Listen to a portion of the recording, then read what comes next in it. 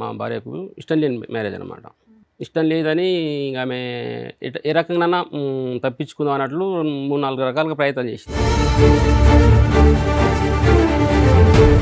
అసలు ఇష్టపడకపోవటానికి కారణం ఏంటి? మీరు ఆ టైంకి చిన్న వయసులోనే ఉద్యోగం వచ్చింది, ఏంటి సమస్య ఏంటి? మా తమ్ముడి దగ్గర ఏమంటుందంటే నేను పెళ్ళిలో నువ్వు అక్కడికి తిరుగుతుంటే నీవే పెళ్లి కొడుకు అనుకున్నాను అని. ఓకే.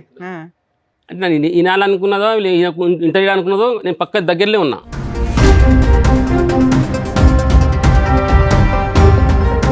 అక్కడ బస్ స్టాండ్ దగ్గర ఆ ఊరు బస్ స్టాండ్కి పోయి ఇళ్ళవాడినాము, బస్ కొరకు వెయిట్ చేస్తున్నాం. ఒక ముసలాం ఉండి ఎవరమ్మా ఏం కావాలమ్మా అంటే నాకు అన్న వర్స్ అవుతారమ్మా అని చెప్పి. ఎవరిని? నన్ను. ఇలాంటి ఒక మాట అంటే గోప మీద ఒకటి బీగుతాం ఎవరైనా. లేదంటే అమ్మాయికి పెద్దవాళ్ళకి చెప్పాలి, ఏంటి నన్ను భర్త అని చెప్పి చేసుకుంటే అన్నయ్య అని అంటుంది ఏంటి, నలుగురికి పరిచయం చేస్తుంది, అసలు ఇవిడికి ఏమైనా మెంటల్ అని అడగాలిగా.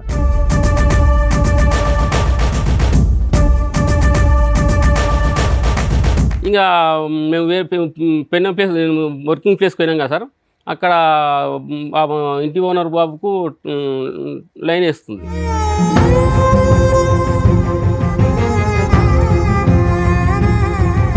అనుమానాలు అలాంటి కాడితే ఇంకా ఒక సంవత్సరం తర్వాత ఇల్లు షిఫ్ట్ చేసాం సార్. ఏది ఈ కారణం వల్ల ఇల్లు షిఫ్ట్ అయిపోయారా? అదే ఊర్లో వేరే దగ్గర షిఫ్ట్ అయినాం. అక్కడ పోయినా కూడా నాకు అక్రమ సంబంధం అంటగాడు.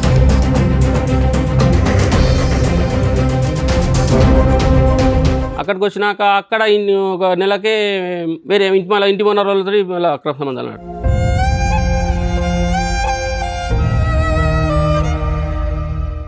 ఏంటమ్మా మమ్మీ డాడీకి మధ్యన ఉన్న ఇష్యూస్ ఏంటి? ఈ మధ్య ఎక్కువ ఇష్యూస్ అవుతున్నాయి. లైక్ మా డాడీ ఎక్కువ అంటే డ్రింకింగ్ కి అలవాటు అయిండు, మా మమ్మీని కొట్టడం,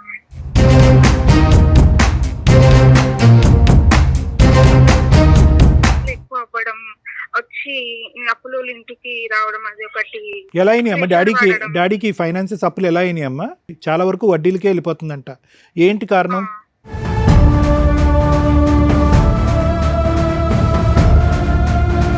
ఈ మధ్యకాలంలో 2 years బట్టి డాడీ యొక్క డ్రింకింగ్ ఎక్కువయ్యి ఫైనాన్షియల్ ప్రాబ్లం వల్ల, అప్పుల వల్ల, లేదంటే భార్య చేసేటటువంటి ట్రీట్మెంట్ వల్ల నాకు తెలియదు కానీ డ్రింక్ ఎక్కువయ్యి అమ్మను కొట్టే పరిస్థితికి కూడా వచ్చాడు అని పాప చెప్పింది. సో ఒక 4 ముక్కలు మీ గురించే చెడు చెప్పింది కానీ వాళ్ళ అమ్మ గురించి ఏమి నెగిటివ్గా ఎక్కువ మాట్లాడలేదు అమ్మాయి.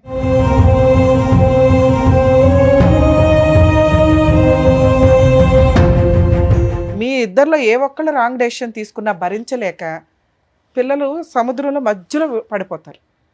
అదృష్టం ఏంటంటే మీరు చేసిన బంపర్ పని పిల్లలిద్దరిని బయట చదివించడం. మీ ఇద్దరి కీచులాట్లో వాళ్ళు ఉంటే వాళ్ళ నరకమే కనిపించేది.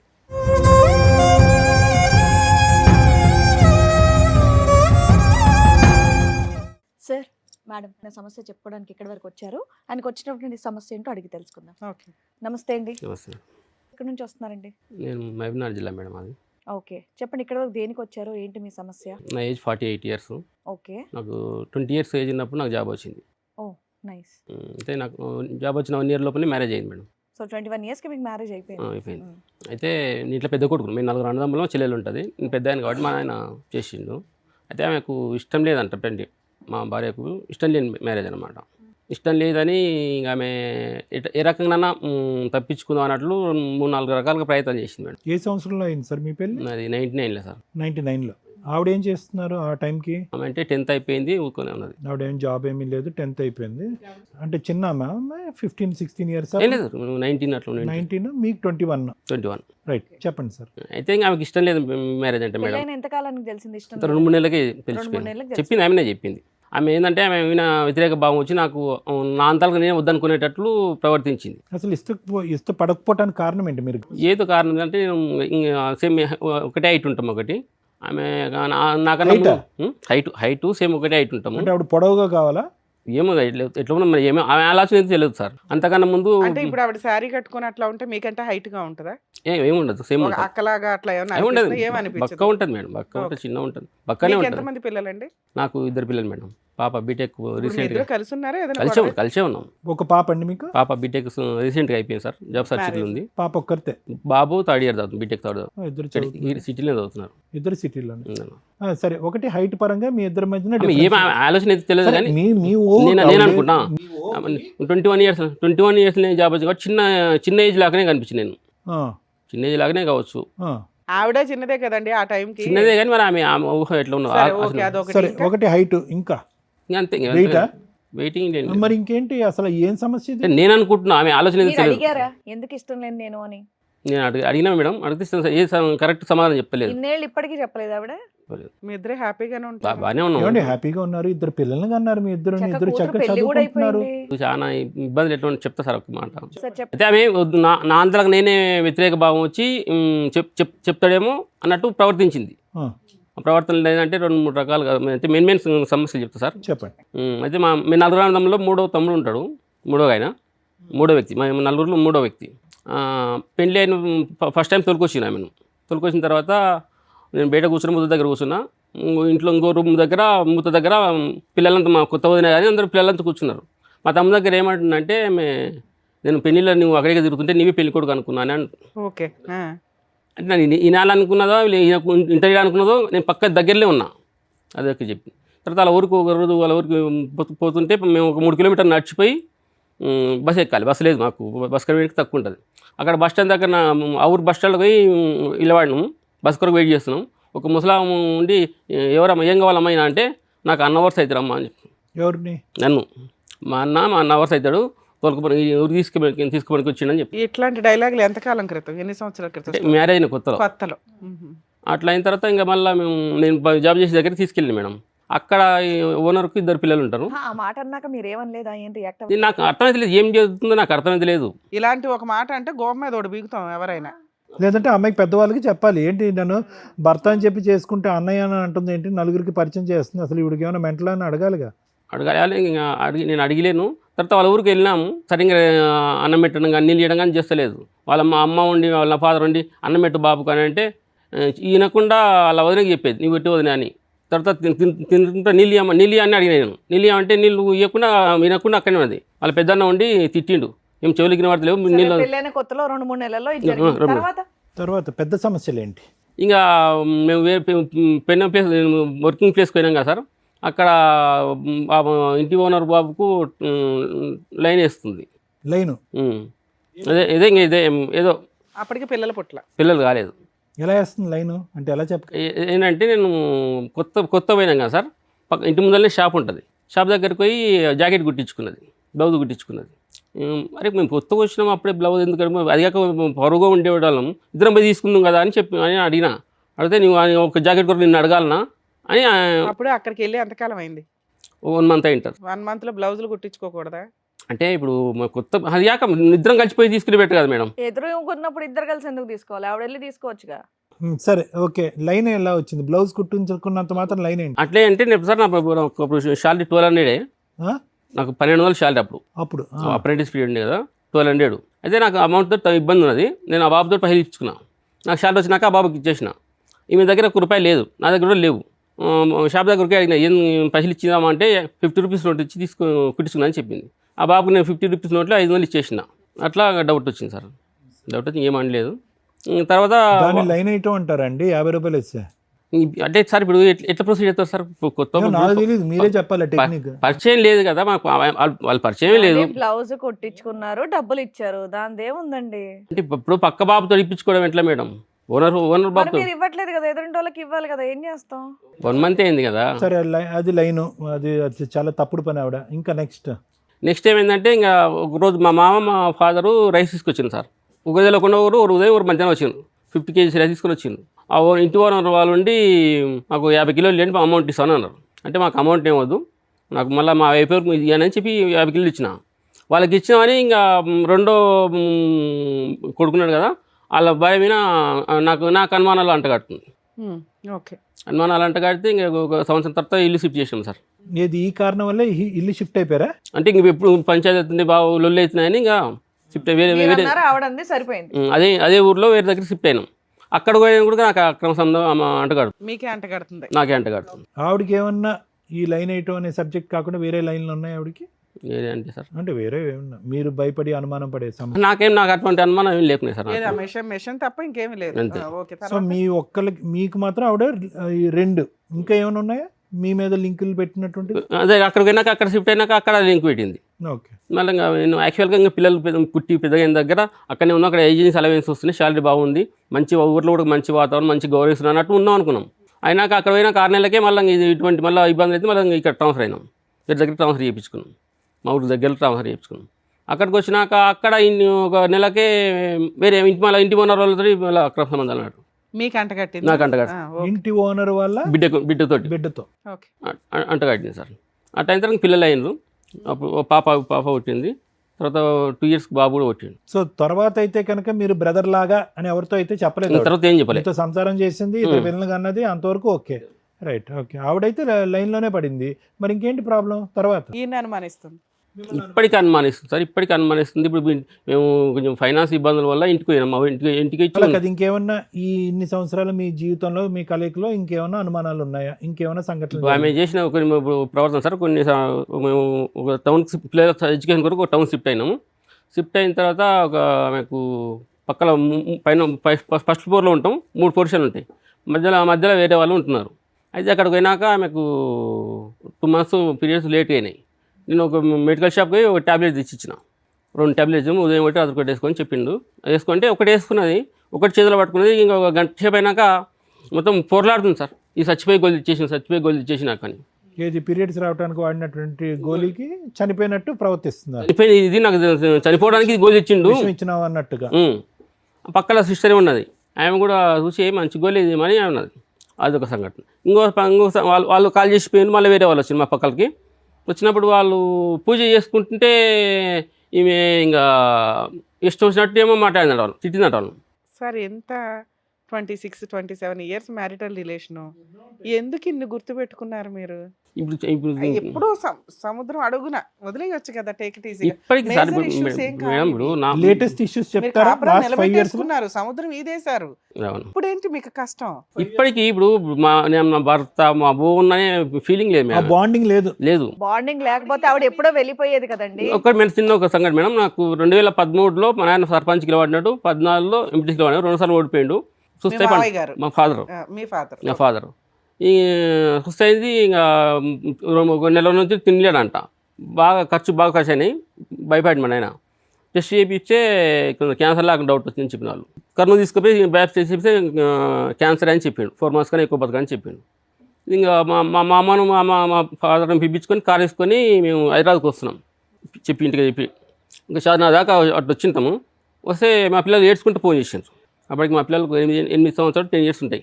ఏందమ్మా అంటే అమ్మ ఊరికి వెళ్ళిపోయింది, మాకు అన్నం లేదు ఏం లేదని ఏడ్చుకుంటూ పోయి. ఆమె కోపం ఏంటంటే వాళ్ళ ఫాదర్ చూపెడదు. ఎందుకు వాళ్ళ ఫాదర్ ఇక్కడికి ఎందుకు వచ్చారు సార్ మీరు? నేనేమంటే ఇప్పటికీ నాకు ఇన్నేళ్ళు అవుతుంది కదా మేడం. నేను బయట గెలిచిన, నేను ఇంట్లో గెలవలేకపోయినా. అయినా ఇంకా అప్పులు ఉన్నాయా? అప్పులు ఉన్నాయి. ఇల్లు ఏమన్నా కొన్నారా? ఇల్లు కట్టాము, బిల్డర్ మోసం చేసి అమ్మేసినాము. మీ ఆవిడకి కానీ పిల్లలకి కానీ గోల్డ్ అట్లా ఏమన్నా? ఏం లేదు. నేను కొంచెం వేరే టౌన్కి పోయినా షిఫ్ట్ అయినా కొంచెం బ్యాడ్ సర్కిల్లో బ్యాడ్ కట్ అవన్నీ అలవాటు అయిన కొంచెం లాస్ అయినా బాగా. సో ఏ రకంగా చూసినా మీ డెసిషన్స్ వల్ల ఫైనాన్షియల్ లాస్. ఆవిడేమి లాస్ ఆమెకి లేదు. 2 అమ్మాయి పెళ్ళి అయిపోయిందా? కాలేదు, చదువుతుంది ఇప్పుడు. కాదు, ఇప్పుడు మీరు ఇక్కడికి వస్తున్నట్టు మీ భార్యకి తెలుసా? చెప్పే వచ్చారా? రానన్నది సార్. ఎందుకు? నేను రాను, మీరు చూసుకోపని అన్నది. నువ్వు ఏదైనా చూసుకో అంటే నాకేం ప్రాబ్లం లేదంటది. ఆవిడకి ఏం ప్రాబ్లం లేదు, మీకే ప్రాబ్లం ఉందంటారు. మీకేం ప్రాబ్లం అని ఆవిడ అనుకుంటుంది. అంతే, మొత్తం వాళ్ళ తమ్ముళ్ళకి పెడుతున్నారు పైసలు, వాళ్ళ చెల్లెలకి పెడుతున్నారు. మీరు పెడుతున్నారా? నేనే పెడుతున్నాను సార్. నేను మొత్తము నాకొకటికి నేను అప్పుల పాలు అయితే మా తమ్ముళ్ళే భూమి ఇచ్చాను. ఇంత అప్పుల పాలు అవడానికి కారణం ఏంటి? బిల్డింగ్ కట్టడం వల్ల ప్యాకెట్? 2 ఎలక్షన్ ఫేస్ చేసినాం సార్. 2 ఎలక్షన్లకి పెట్టుబడి పెట్టారు. మా ఫాదర్ చూస్తే కొంచెం హాస్పిటల్ తిరిగినాము. అది రెండింటికి డబ్బులు. బిల్డర్ కాడ పోయినాయి. బిల్డర్ తర్వాత ప్యాకెట్కి పోయింది. ఇందులో దేనికి ఎక్కువ పోయింది? ఇప్పటికీ దేనికి పోతుంది? ఇప్పటికీ కూడా వడ్డీలకే పోతున్నా సార్, వడ్డీలకి ఎక్కువ కడుతున్నాం. ఇంకా బంద్ చేసారా? బంద్ చేసిన 3 years అయితే బంద్ చేసినాం.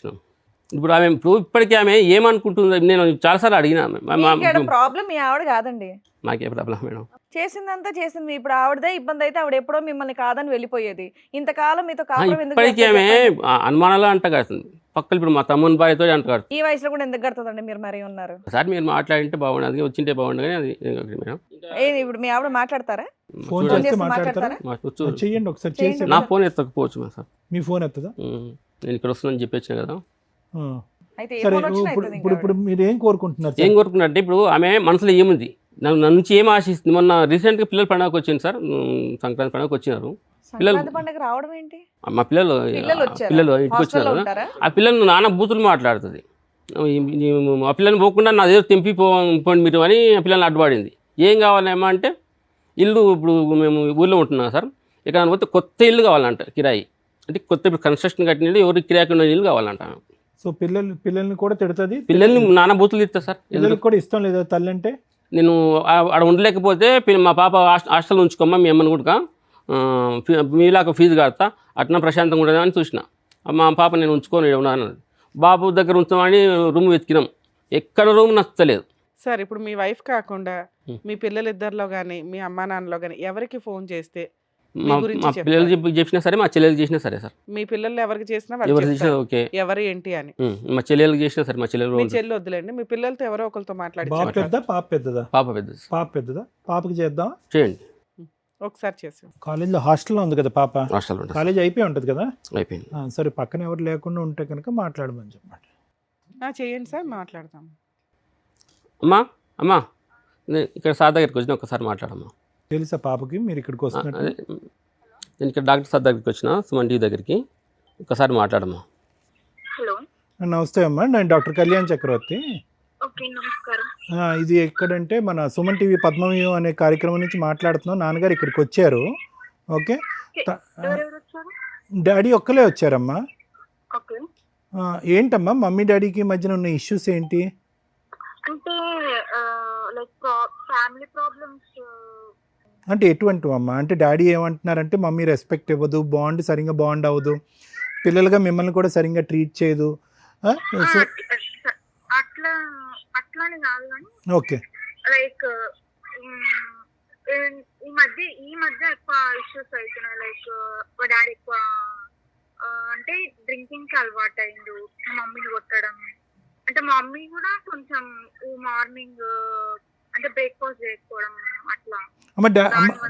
మమ్మీ సస్పెక్ట్స్ డాడీ అమ్మ, అంటే డాడీ క్యారెక్టర్ మీద అమ్మకి ఏమైనా అనుమానం ఉందా? అట్లాంటివి ఏం లేదు, అట్లాంటివి ఏం లేదు. కాకపోతే డాడీ ఎప్పుడు వాళ్ళ ఫ్యామిలీకి ఇట్లా ఇంపార్టెన్స్ ఇస్తారు. ఓకే, ఇంపార్టెన్స్ అన్ని కూడా కాదు, మనీ ఇస్తారు, తెలియకుండా ఇవ్వడం, ఏం చెప్పకుండా చేయడం అట్లాంటిది. డ్రింకింగ్ ఎప్పటి నుంచి అలవాటు ఉందమ్మా డాడీకి? అంటే మేము చూస్తుంది అయితే లైక్ 2-3 years అనుకుంటా. 2-3 years బట్టి ఎక్కువైందా? ఇప్పుడు కూడా షివరింగ్ వస్తుంది, చెమటలు పడుతున్నారు. రోజు ఈవినింగ్ తాగుతారా లేదంటే ఎప్పుడైనా? మేము హాస్టల్లో ఉంటాం కదా, మీకు తెలీదు. ఓకే, మీకు తెలిసినంత వరకు చెప్పండి అమ్మా. అమ్మ కంప్లైంట్ ఏం చెప్తుంది? డాడీ తాగుతున్నాడు అనే కంప్లైంట్ చెప్తుందా అమ్మ? చెప్తుంది, లైక్ ఈవినింగ్ అని. అమ్మ మీద మీకు ఉండేటటువంటి ఇష్యూస్ ఏంటమ్మా? అమ్మ ఎలా ఉంటే కనుక డాడీ మమ్మీ హ్యాపీగా ఉంటారు? మమ్మీ ఇష్యూస్ అంటే లైక్ అంటే ఎక్కువ గులుగుకుంటూ ఉండడం, తనలో తను మాట్లాడుకుంటూ వెనక్కి బ్యాక్గ్రౌండ్ లో మాట్లాడుకుంటూ ఉంటుంది. తిడుతూ ఉంటుంది. ఓకే, ఇంకమ్మా? లైక్ అవే ఉంటుంది. అంటే డాడీ ప్రాబ్లం ఏంటంటే అమ్మా, మెయిన్గా అమ్మ దగ్గర నుంచి ఎప్పుడు కూడా ఆ బాండ్, ఆ ప్రేమ ఆప్యాయత అనేది రాలేదు. నెంబర్ 1. నెంబర్ 2 ఏంటంటే ఎప్పుడు ఒక హస్బెండ్గా రెస్పెక్ట్ రాలేదు, ఎప్పుడు పెళ్ళైనప్పటి నుంచి 98 నుంచి. సో అది డాడీ అనేటటువంటిది. మీకు తెలిసినంత వరకు మీరు ఇప్పుడు కాకపోయినా మీ స్కూల్ డేస్లో అమ్మ నాన్న మీ ఎదురుగుంటా ఉన్నప్పుడు మమ్మీ డాడీ మంచిగానే ఉండేవారు. అప్పుడు అంటే అమ్మ రెస్పెక్ట్ ఇచ్చేది, నాన్న కూడా మంచిగానే ఉండేవాడు. అంటే లాస్ట్ 2 years నుంచి అంటే సరిగ్గా ఉండలేదు. లాస్ట్ 2 years బట్టి ఏం జరిగి ఉండొచ్చు అమ్మ? లాస్ట్ 2 years బట్టి వీళ్ళిద్దరి మధ్యన ఈ రిలేషన్షిప్ ఇలా డిటీరియేట్ అవడానికి? అంటే నేను చూసినైతే లైక్ మా డాడీకి అప్పులు ఎక్కువ అవ్వడం, వచ్చి అప్పులు ఇంటికి రావడం, అది ఒకటి. ఎలా అయినాయి అమ్మ డాడీకి ఫైనాన్సెస్ అప్పులు ఎలా అయినాయి అమ్మ? 1,20,000 జీతం వస్తుంది, చాలా వరకు వడ్డీలకే వెళ్ళిపోతుందంట. ఏంటి కారణం? అంటే మాకు ఎలా అయినది మాకైతే అంటే సుమారుగా చెప్పమ్మా మీరు. అంటే ఎలక్షన్స్ పెట్టుబడి పెట్టారు, ఓకే, 2 elections ఓడిపోయారు, ఓకే, అది కొస్తా. ఇంకేమైనా అలవాట్లు ఉన్నాయి డాడీకి డ్రింకింగ్ కాకుండా? ఖర్చు అయ్యే అలవాట్లు? ఇంకా అట్లాంటివి ఏం లేవు, ఇంకా వేరేవైతే హ్యాబిట్స్ ఏం లేవు. ఫ్రెండ్స్ ద్వారానే డ్రింకింగ్ కాదు, గ్యాంబ్లింగ్ ఆడేవారు, అదే ఈ ప్యాకెట్ ఆడేవారు అనేది ఒకటి చెప్పారు. తర్వాత బిల్డింగ్ విషయంలో మోసపోయారు. ఇవి కాకుండా ఏమైనా ఉన్నాయమ్మా నువ్వు చెప్పడానికి? మీరేం అంతేం లేవు. అమ్మ యాజ్ 2 చిల్డ్రన్ ఇంజనీరింగ్ చదువుతున్నట్టు రీసెంట్గా కంప్లీట్ అయింది, బ్రదర్ది కూడా 3rd ఇయర్లో ఉన్నాడు. As 2 children boy and girl, మీకు మీ మదర్ అంటే టోటల్ రెస్పెక్ట్ ఉందా? మీ అమ్మగారు అంటే మీకు గౌరవం ఉందా?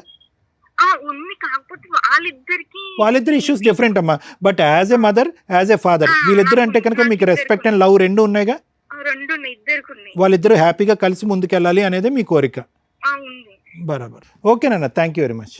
Thank you sir. ఇక్కడ ఏమి ఎక్స్పెక్ట్ చేసి మేడం నేనేమంటే ఆమె మనసులో ఏముంది, ఇప్పటికీ మమ్మల్ని నన్ను ఓన్ చేసుకుంటలేదు, కుటుంబం బంధు. ఏమండి, ఆవిడ మనసులో ఏముంది అనేది వినండి. ఓన్ చేసుకోవట్లేదు, బాండింగ్ లేదు, లవ్ ఎఫెక్షన్ లేదు. ఇప్పటిది కాదు, 30 దగ్గర 28 సంవత్సరాలు బట్టి మీ ప్రయాణం ఇలాగే ఉంది అనేది ఒక మాట. కానీ దానికి పైపెచ్చి ముఖ్యమైనటువంటి చాలా ఈ మొత్తం ఎపిసోడ్లో చాలా ముఖ్యమైనటువంటి అంశం ఏంటంటే, నాకు కలిగినటువంటి ట్రామా, నాకు కలిగినటువంటి బాధ కళ్ళగట్టినట్టుగా చెప్పేటటువంటి వ్యక్తి ఎవరైనా ఉన్నారంటే నా కూతురు అని చెప్పి మీ కూతురు కలిపినప్పుడు, ఈరోజు మీకు కూతురు ఏమని చెప్తుంది? ఇద్దరు చరి సమానమే, ఇద్దరు అంటే మాకు ప్రేమే, ఇద్దరు అంటే గౌరవం కూడా ఉంది అనేటటువంటి మాట అంది. మీరు ఎలా చెప్పారు అంటే కనుక పిల్లలు కూడా ట్రామాటైజ్ అయ్యారండి, ఈ మొత్తం ప్రయాణంలో పిల్లలు కూడా ఎఫెక్ట్ అయ్యారన్నది. ఎక్కడ కూడా అమ్మాయి ఒక ఇమోషన్ కానీ ఒక ఫీలింగ్ కానీ ఎక్కడ కూడా వ్యక్తపరచలేదు అని చెప్పి ఆ అమ్మాయి అబద్ధం ఆడుతుందా? కాదు. నాన్న చేసిన తప్పులు నాన్న చేశారు, అమ్మ వెనకాతల నుంచి సనుక్కోవటం నసుక్కోవటం ఇటువంటి వాతావరణాన్ని అమ్మ క్రియేట్ చేయడం వల్ల ఈ మధ్యకాలంలో 2 ఇయర్స్ బట్టి డాడీ యొక్క డ్రింకింగ్ ఎక్కువయ్యి, ఫైనాన్షియల్ ప్రాబ్లం వల్ల, అప్పుల వల్ల, లేదంటే భారీ చేసేటటువంటి ట్రీట్మెంట్ వల్ల నాకు తెలియదు కానీ డ్రింక్ ఎక్కువయ్యి అమ్మను కొట్టే పరిస్థితికి కూడా వచ్చాడు అని పాప చెప్పింది. సో ఒక 4 ముక్కలు మీ గురించే చెడు చెప్పింది కానీ వాళ్ళ అమ్మ గురించి ఏమి నెగిటివ్గా ఎక్కువ మాట్లాడలేదు అమ్మాయి. నేను చాలా ఇబ్బంది పడుతున్నా సార్. నా అమ్మాయి అదే ఓకే, ఇబ్బంది పడుతున్నారు అంటే కనుక ఇప్పుడు ఎక్కడ ఇబ్బంది పడుతున్నాడు? పక్కన నడిచే భర్తని హైట్ సరిగ్గా లేదు, నా బ్రదర్ లాంటి వాడు అన్నప్పుడే మొదలైంది స్టోరీ. అవును. సో ఇది కొత్తగా అప్పటి నుంచి అదే మైండ్ సెట్ ఉందా అని అనుకునేది. Simple sir, simple logic. ఇక్కడ వరకు వచ్చి కూర్చుని మాట్లాడవలసినటువంటి కథ గాథ కాదు ఇది. 20-30 సంవత్సరాలు కాదు, 40-50 సంవత్సరాలు అయినా కూడా ఇది సింపుల్గా ఒక క్లినిక్ అట్మాస్ఫియర్లో 4 గోళ్ల మధ్యన చేసుకోవాల్సినటువంటి సింపుల్ వ్యక్తిత్వపరమైనటువంటి జరిగేటటువంటి సంఘర్షణ. సార్ ఇక్కడ ఏంటి మీ వైఫ్ ఇంటెన్షన్ ఏంటి అని తెలుసుకోవడానికి వచ్చారా? మీ వైఫ్ ఇంటెన్షన్ ఏదో ఆవిడతో మాట్లాడకుండానే చెప్పొచ్చు. ఫస్ట్ 10 మినిట్స్ మీతో మాట్లాడిన దానికే మాకు ఒక అర్థం వచ్చింది. కాకపోతే కొంచెం క్లారిటీ కోసం మీ అమ్మాయితో మాట్లాడాం. మీ అమ్మాయి కూడా తల్లిదండ్రులుగా మీ ఇద్దరికి ఫుల్ మార్క్స్ పడుతున్నాయి. పర్ఫెక్ట్. మీరు మీ వరకు పర్ఫెక్టే, ఆవిడ వరకు పర్ఫెక్ట్. మీ ఇద్దరు భార్యాభర్తలుగా కీచులాటలేవి. సుప్రీంకోర్టు రీసెంట్గా చెప్పిన పనులు ఏంటో తెలుసా? కీచులాటల్ని క్రూయాలిటీ కిందో హెరాస్మెంట్ల కిందో ట్రీట్ చేసుకోకండి. మీకు మీరు ఏదైనా ఇబ్బందిగా అనిపిస్తే కౌన్సిలింగ్లకి వెళ్ళండి అని మాత్రమే చెప్పారు. మీరు ఒక స్టేజీలోకి తీసుకొచ్చి అంటే మీకున్న గుడ్ విల్కి, సొసైటీలో మీకున్న పేరు ప్రతిష్టలకి అర్థమవుతుందా? మీ నాన్నగారు గుడ్ విల్, మీ పిల్లల good will, me professional good will, ఒక ఫ్యామిలీ తగాదాగా చూస్తే నార్మల్ కేసు ఇది, చాలా నార్మల్. మీరు కౌన్సిలింగ్స్కే వెళ్తారా ఏంటని మీరు వెళ్ళాల్సిన కేసు తప్ప మీ వైఫ్ 4 గోడల మధ్య ఉండే ఒక భార్య. ఆవిడికి ఈ నస భరించలేక ఉన్న ఆయుధం నోరు, మాట్లాడుతూ ఉంటుంది, సణుగుతూ ఉంటుంది, విసుక్కుంటూ ఉంటుంది. ఏమి కొన్నారు సార్ అంటే ఏమీ లేవు, ప్యాకాట్లాడుతూ కూర్చున్నారు, అక్కడ అయిపోయింది. ఓకే, మళ్ళీ ఎదురుగా కొత్తగా ఇంకొక డ్రింక్ అలవాటు చేసుకున్నారు ఆరోగ్యం మీద. మీకు హ్యాపీగా ఎందుకు లేదంటే మీరు మీ డబ్బుని కాపాడుకోకపోవడం వల్ల. ఇన్ కేస్ మీరు డబ్బును కాపాడుకొని ఇంట్లో ఎవరికి ఏంటి అని బాధ్యతలు నిర్వహించుంటే మీ ఆవిడ కూడా హ్యాపీగా ఉండేది. ఏమి ఎక్స్పెక్ట్ చేస్తుంది మీ దగ్గర నుంచి? ఏమీ లేదు, మీ వల్ల ఆవిడకు కొంచెం కూడా సుఖం లేదు. అమౌంట్ లాస్ అయింది 5-6 సంవత్సరాల నుంచి మేడం. అంతకుముందు బాగానే ఉన్నారని మీ అమ్మాయే చెప్తుంది. మీ అమ్మాయి ఏం చెప్పిందో తెలుసా? 2-3 ఇయర్స్ నుంచే మా ఇంట్లో గొడవలు. ఈరోజు ఎలా ఉంది అంటే ప్రపంచంలో ఎవరికి కూడా మళ్ళీ బాధ అర్థం కానటువంటి పరిస్థితిలోకి వెళ్ళింది అన్నట్టు మీరు అనుకుంటున్నారు. ఎందుకంటే పాప చూస్తే ఏమీ లేదండి 2 ఇయర్స్ బట్టి అంటుంది. ఇక్కడ మా వరకు వస్తే కనుక 4 గోళ్ల మధ్యన పెట్టుకోవాల్సినటువంటి పంచాయతీ ఇక్కడ పబ్లిక్గా చేయవలసిన అవసరం లేదని మేము అంటున్నాం. ఇక్కడ సింపుల్ లాజిక్ ఏంటంటే మీదొక పర్సనాలిటీ, ఆవిడ ఒక పర్సనాలిటీ. మీరు ఆల్రెడీ 28 ఇయర్స్ పాటు సముద్రాన్ని ఈదేసి పిల్లల్ని ఈ స్థాయి వరకు తీసుకొచ్చి గట్టిగా మాట్లాడితే ఇంకో 2 ఇయర్స్లో ఆడపిల్ల పెళ్ళి అయిపోతుంది. ఒక్కసారి లోతుగా ఆలోచించండి. ఇది సింపుల్గా ఒక్కటే, 2 వ్యక్తిత్వాలు 28 సంవత్సరాలు ప్రయాణం చేశావు. ఏంటిది? మిస్ మ్యాచ్ ఆఫ్ పర్సనాలిటీస్ అంటారు. మీ ఇద్దరి యొక్క పర్సనాలిటీ ఏంటంటే పిల్లి ఎలక. ఇక్కడ ఏమి ఘోరాలు జరగవు, నేరాలు జరగవు, అఘాయిత్యాలు ఏమీ జరగవు. ఆవిడ ఒక టైప్ అయితే మీరు ఒక టైపు. దీనికి ఇప్పుడు వరకు 28 ఇయర్స్ బట్టి ఎలా వచ్చారు? ఏమి సుఖ సంతోషాలు ఆనందదాయకమైనటువంటి క్షణాలు లేకుండానే ప్రయాణం చేస్తారా? ఏమీ లేకుండానే ఇద్దరు పిల్లల్ని కనేసారా? సో మీరేంటంటే 75% అడ్జస్ట్మెంట్ అవుతూనే మిగతా 25% గొడవలు అవుతున్నాయి. ఆ 25% గొడవలు మీరు వచ్చి ఇక్కడ కూర్చుంటున్నారు. ఆవిడేమంటుంది, నేను 75% అడ్జస్ట్ అయిపోయాను కదా, ఆ 25% గురించి ఆ వేదిక మీదకి వచ్చి నేను ఎందుకు మాట్లాడాలి, I have adjusted like this అంటుంది. సో ఇక్కడ ఏమైందంటే 2 మిస్ మ్యాచ్ ఆఫ్ పర్సనాలిటీస్ని, ఒకరు అడ్జస్ట్ అయ్యారు, ఒకరు అడ్జస్ట్ అవ్వలేకపోయారు. మీ అడ్జస్ట్మెంట్ అవ్వకపోవటాన్ని ఈరోజు ఇంకో విషయం తాగుతున్నారు మీరు.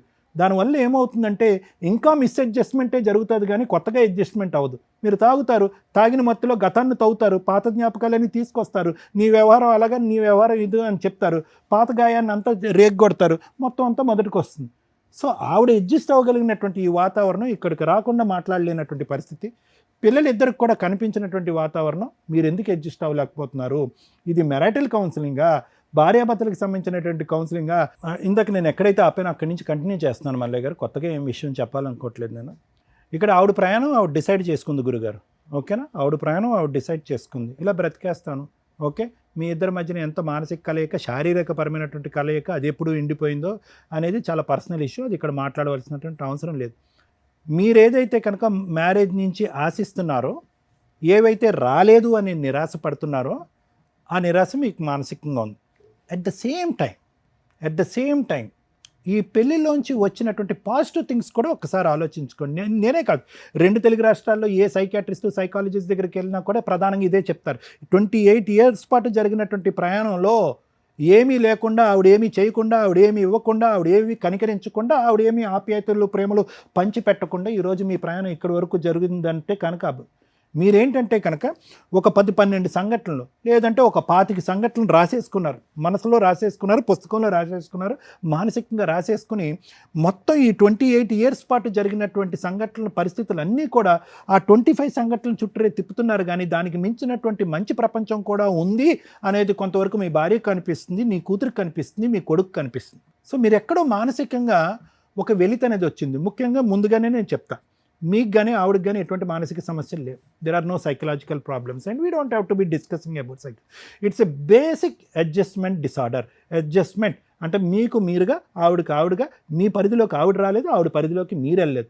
ఆవిడ ఏమనుకుంది, ఎంత రాసి పెట్టుంటే అంతే జీవితం, ఈ జీవితాన్ని నేను ప్రశ్నించను, నా మొగుడు మారాలి అని నేను కోరుకోను, నా మొగుడు మారాలి అనేటటువంటి ఉద్దేశంతో నేను కౌన్సిలింగ్కి వెళ్ళను అనేది ఆవిడ డిసైడ్ అయిపోయింది.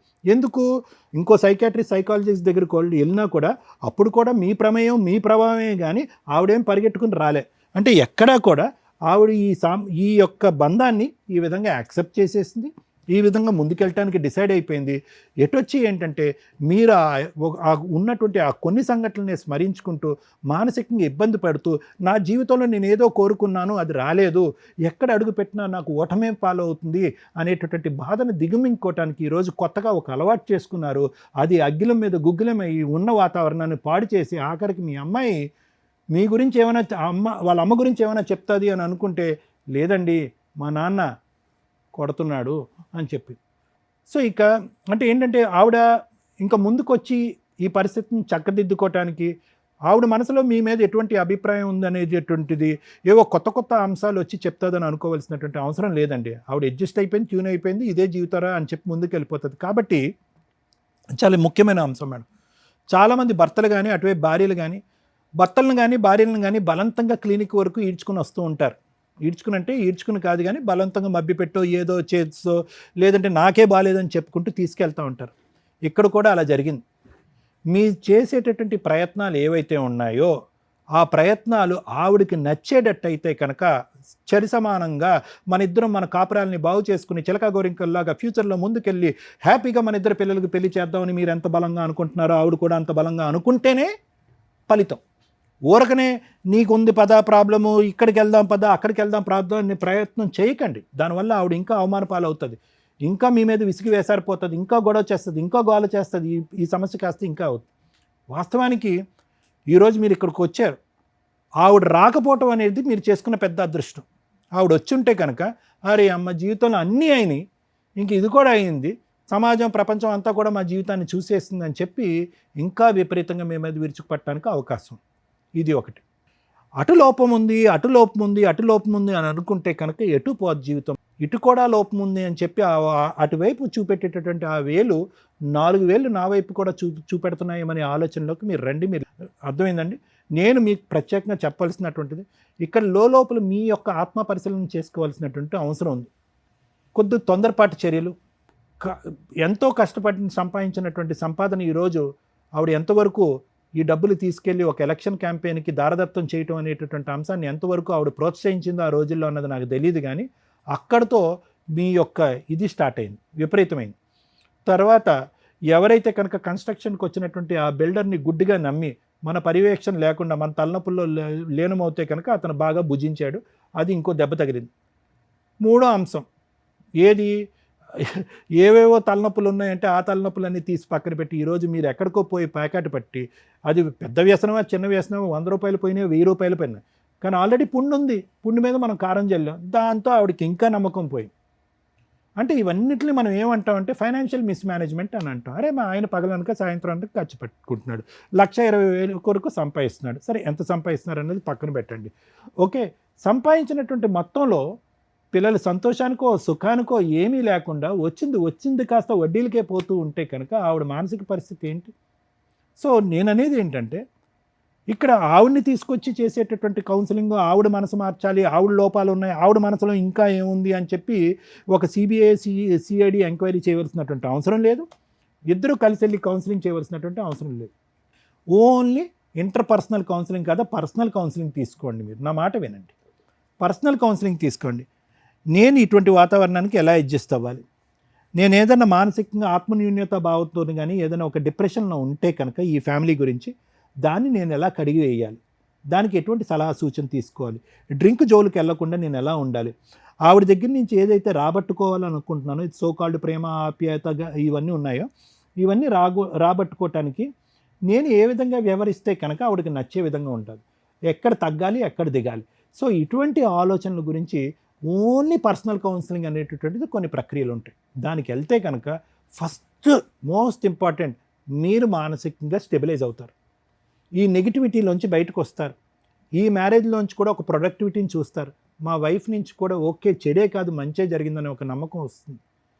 ఇదైతే నా అభిప్రాయం అండి. ఆవిడని బలవంతంగా ఆ గుర్రాన్ని చెరువు వరకు తీసుకెళ్ళగలరు కానీ నీళ్ళైతే తాగిపించారు.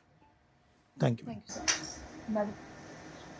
సుమన్ టీవీ ద్వారా పద్మవ్యూహం, న్యాయవేదిక, అందమైన జీవితం ఇట్లా ప్రజలకి డైరెక్ట్గా కొంతమందికి, ఇండైరెక్ట్గా కొంతమందికి ఏదో రకంగా సోషల్ సర్వీస్ చేయాలన్న ఉద్దేశంతో ఈ ప్రోగ్రామ్స్ కంటిన్యూ చేస్తూ వెళ్తున్నాం. ఇలాంటివి మమ్మల్ని నమ్ముకొని డైరెక్ట్గా కొంతమంది వచ్చినప్పుడు ఇది వ్యూయర్స్కి ఎంటర్టైన్ చేయడం కోసం కాదు ఈ ప్రోగ్రామ్స్. ఇలాంటి ఒక కష్టం వస్తే ఎక్కడ సాల్వ్ చేసుకోవాలి, ఎలా సాల్వ్ చేసుకోవాలి, రాకుండా ఉంచుకోవడం ఎట్లా, అరే మనం కూడా వెళ్ళి ఆ టీవీ షోలో కూర్చోవాలని అనుకోకూడదు. అందరికీ ఈ స్టేజ్ అవసరమే లేదు.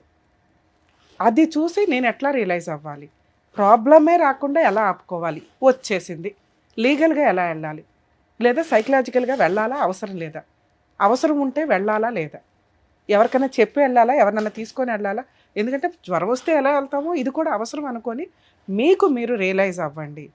అన్ని టీవీ షోల్లో పెట్టుకుంటే మ్యాక్సిమం మీకు తెలియకపోవచ్చు, లీగల్గా నాకు తెలిసినప్పుడు మీకు చాలా వరకు నా మాటలు కట్ చేసే వెయ్యాలి. ఎందుకంటే అంత ప్రొటెక్టివ్గా చూసుకోవడానికి నా వంతు ప్రయత్నం నేను చేస్తాను. ఇక్కడ ఒక ఎపిసోడ్ చేసి మీరు వెళ్ళిపోతే వీళ్ళకి లక్షల ఖర్చులతో ఉంటాయి. అది టెలికాస్ట్ చేయాల్సిన పరిస్థితి వస్తే మీకు ఇబ్బంది అవ్వకూడదు. అది గుర్తు పెట్టుకొని దయచేసి ఇక్కడ దాకా రండి. ఎందుకంటే ఇది మీ ప్రొఫెషనల్ మీదో మీ జాబ్స్ మీదో మీకు లీగల్ ఎఫెక్ట్ అస్సలు పడకూడదు. ఎవరినో ఇన్సల్ట్ చేయడానికో ఏదో తేల్చేసుకోవడానికో ఇక్కడ దాకా రాకండి దయచేసి, ఇది రిక్వెస్ట్. అలాగే ఇలాంటి ఒక ప్రాబ్లం ఉంటే ఒక ఎడ్యుకేటెడ్ పర్సన్ మన దగ్గరకు వచ్చారు, ఇవి కొన్ని మాటలు మేము చెప్తుంటే ఇబ్బంది అయిపోద్ది ఆయనకి, సో అవి మేము ఆపుతున్నాం. అరే ఇదేంటి ఇట్లాగే చెప్పారేంటని అనుకోండి, ఎందుకంటే మీకోసం ఎంటర్టైన్మెంట్కి చేయట్లా.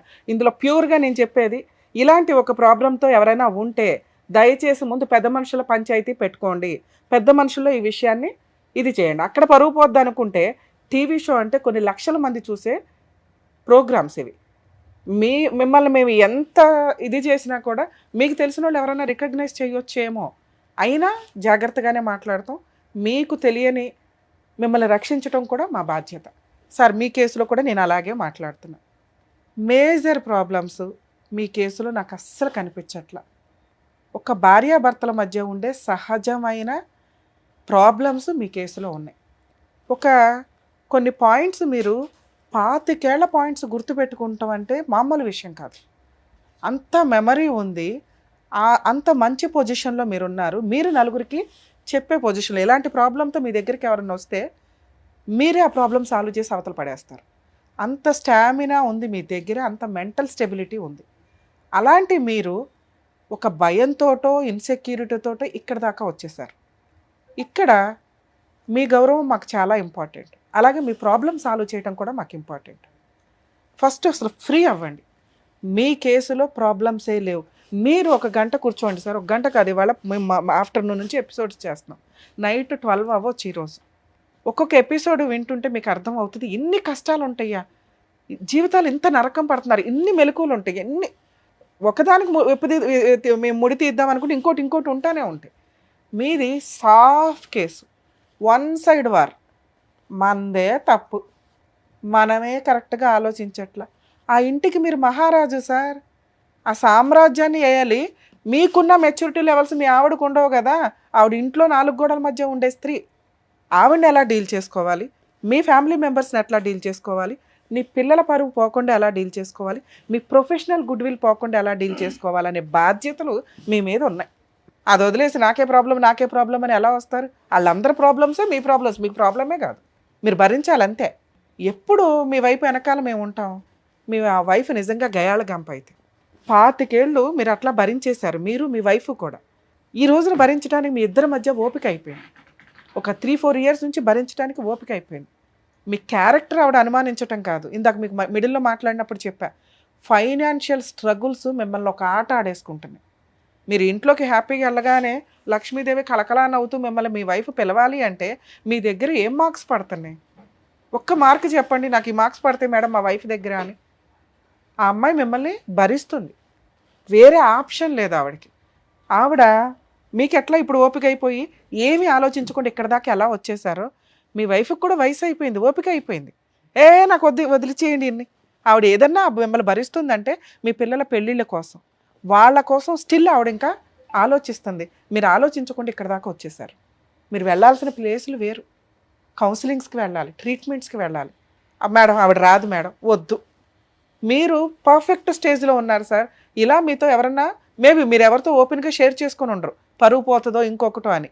ఇక్కడ మీ గురించి ఎవరికీ తెలియదు, మీరు ఓపెన్గా షేర్ చేసుకున్నారు. మేం చెప్తున్నాం, కొన్ని 100 కేసులు చూసాం. ఇక్కడ పెద్ద హెరాస్మెంట్స్ లేవు, మీకు ఆన్సరే అవసరంలా. మీ ఆవిడకి ఆల్రెడీ మార్క్స్ పడిపోయింది, భరించేసింది మిమ్మల్ని. మీరు రియలైజ్ అవ్వాలి, మీ సామ్రాజ్యం కూలిపోతుంది మీరు ఇలాగే ఆలోచిస్తే. మీ పిల్లల లైఫ్ మీ చేతుల మీద ఇలా ఊగిసలాడుతున్నాయి. మీ ఇద్దరిలో ఏ ఒక్కళ్ళు రాంగ్ డెసిషన్ తీసుకున్నా భరించలేక పిల్లలు సముద్రంలో మధ్యలో పడిపోతారు. అదృష్టం ఏంటంటే మీరు చేసిన బంపర్ పని పిల్లలిద్దరిని బయట చదివించడం. మీ ఇద్దరి కీచులాట్లో వాళ్ళు ఉంటే వాళ్ళ నరకమే కనిపించేది. వాళ్ళ చదువుతో బయట ఉన్నారు చూసారా, సూపర్. అలాగే మీరు ఇంకో ఆలోచన కూడా చేశారు, ఆ చదువుతో పాటు ఈవెన్ కూడా ఏదైనా హాస్టల్లో కొన్ని రోజులు అట్లా ఉంచితే గ్యాప్ వస్తుంది చూసారా, రిలాక్సేషన్. మీరు రోజు అదే ఇంట్లో ఇష్టం లేకుండా ఒక మనిషి మనకు కనిపిస్తున్నాడు. మీరు లేనంత వరకు మీ ఆవిడ ఫ్రీగానే ఉంటుంది. ఆవిడ ఆల్టర్నేట్ ఏదో ఎత్తుక్కుంది, టీవీ చూడడమా, ఇల్లు పని చేసుకోవడమా, పిల్లలతో మాట్లాడడమా, అమలక్కల కబుర్లా, ఇంతే, ఇంకేమి లేవు ఆవిడకి.